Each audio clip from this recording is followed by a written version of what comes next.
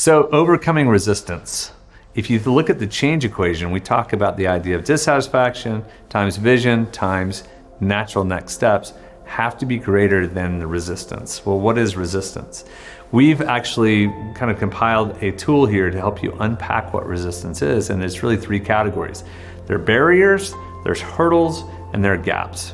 A barrier is something that you have to work around, okay? And by the way, in all of these, it could be a what or it could be a who. It could be a person or it could be a who.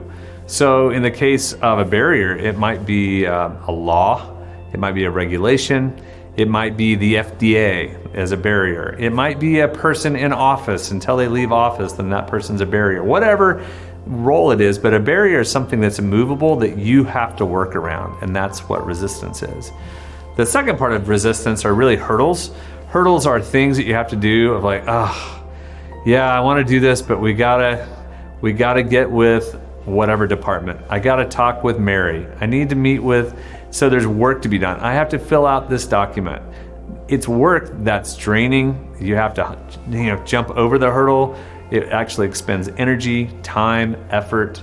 It can be kind of frustrating, but it's doable. And then the third one is gaps. Gaps are really holes. It's like a road with potholes. It could be a big hole, it could be a pothole, but the idea of a gap would be, yeah, we want to do this, but we need the software.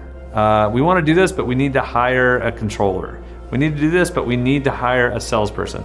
Those are gaps. So the beauty of understanding the change equation with overcoming resistance is that when you begin to understand what the resistance is, when you begin to understand specifics to what they actually are, they actually have less power over you.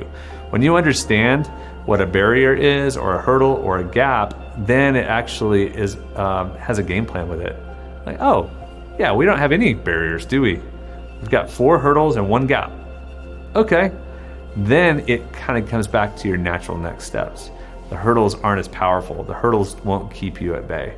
So the idea then, going back to the change equation, is dissatisfaction, vision needs to be higher, that leads to natural next steps.